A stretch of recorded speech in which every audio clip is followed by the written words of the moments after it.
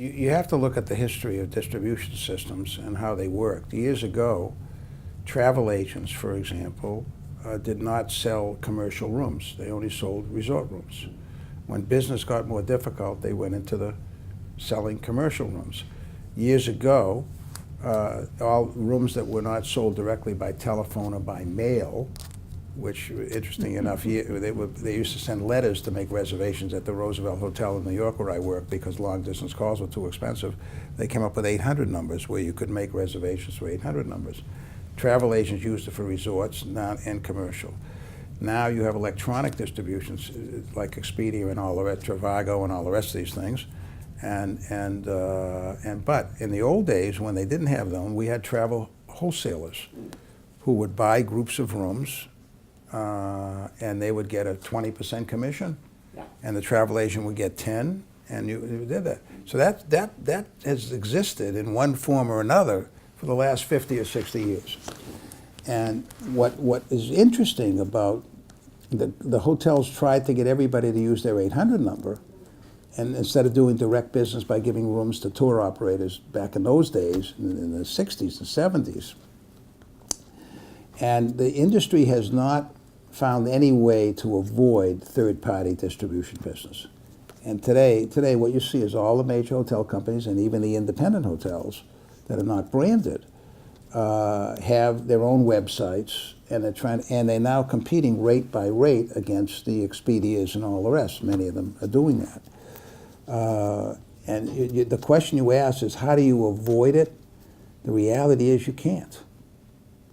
The reality is you can't avoid it because they control a piece of the market. And so you have to live with it. You have the same difficulty with the transparency of room rates because of revenue management today. Years ago, you didn't have revenue management, so you didn't know what the other hotels were charging or the other rental cars were charging or anything. Today, everybody knows what everybody's charging. And so the only thing you can do is service the customer better than somebody else or differentiate your product better than somebody else, but you're stuck until somebody wants to change the outcome. Now, there's a company called Hotel Bids. It's run by a guy named Inder Sharma, I think his name is. He's an Indian guy, lives in the United States, who signed up a couple thousand hotels in India. Now, they could be from 3 rooms to 300 rooms, I don't really know. And he's coming out with a flat fee as opposed to a 15% or 20% commission. It's like $7 a room. Now, if he's successful in doing it, it's going to drive your costs and everybody else's costs down because eventually the others will have to compete. They don't have to drive. But I'm on an email thing and I keep getting stuff from Expedia all the time. There's a million different deals every day. I can't even read them all because people are using Expedia to do their marketing for them. And and people will shop. And particularly corporations will shop it and stuff. The big users of rooms will shop it. It's a way of life that you can't avoid.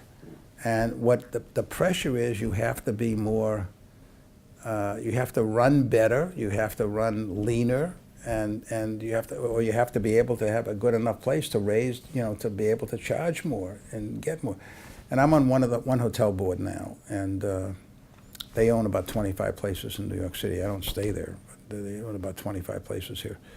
And the room rate, the city's running 90% occupancy, and the RevPAR is not going up because everybody else's rooms came down because there's more supply in New York City now. Everybody's rates came down because everybody's transparent, so they're afraid they're going to lose business. Sometimes you got to be not afraid. You got to hold your rate. But I don't think there's a solution to the third-party distribution. We've never been able to solve it. And I will say there are some companies that probably get more direct business than others, but they're trying, because I get literature that shows they're trying, but I don't think they're going to beat them. I think it's part of life. Expedia doesn't create demand. That's the difficulty. All they do is they service the demand, you see, and you don't really either create demand either. The problem, unless you're in the group market or that where you're going out getting group business from a lot of these meeting planners and whatever, but on a transient basis or a single unit customer basis or something like that, You don't create that demand. And the demand is being, what these companies go in and they put their hands on the demand. But Expedia, they'll try by lowering rates to do more stuff, but at the end of the day, that's not going to help you in the long run. Shifting it. Yeah, yeah. They don't have any favorites. And But they're also taking over the product sometimes because they are adding thing into your product. Yeah. They are saying that Well, you use it. So. we have a lot of independent, in this group that I'm on the board I'm on, we have a number of independent boutique type hotels also, not connected with a brand, like this. I mean, this hotel's not connected with a brand. And these hotels manage to survive, and they do fine. And they get it, and our independent hotels do better in terms of how they, because they service better, they get better than some of the branded hotels, because they don't have to pay 16, 70%, 17% fees to the brand. So, you know, because, and they can do Expedia at 15% or 18% or whatever it is, but if you're paying the brand 17% and then you're paying another 10, 12, 14% to Expedia, you don't have a lot of margin to work with. But I don't ever pretend I could have an answer to that, because I had to work with travel agents, I had to work with tour operators, I had to work with 800 numbers, I had to work with electronic distribution, I had to work with all those things. And everybody moans and groans about them all the time, but that's the business, part of the business. Brand value is something that can be important, but I think it's very difficult to be more important than simply satisfying a customer in a non-branded hotel. If the brand does not stand for something in terms of its ability to take care of you and service you, but most people buy brands, and I've been with plenty of brands, most people buy brand. We were not branded at Las Vegas Sands except for a couple in Macau, which didn't mean anything, but in the United States we had our own brand. But people buy brands for two reasons. One, they get financing of their hotels. I have a friend of mine who's trying to build a hotel in Munich now, and Marriott was giving him key money, and he had problems because Marriott's feasibility study came back at too low a rate. And the reason he's doing it is because he wanted to get financing.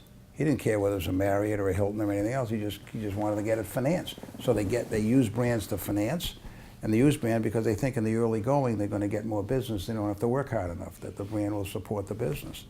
But if the brand doesn't support either financing or getting more business in the early going, the cost of that brand is enormous. And I think the brands all are looking for ways of justifying their costs. And it's hard. It's hard for them.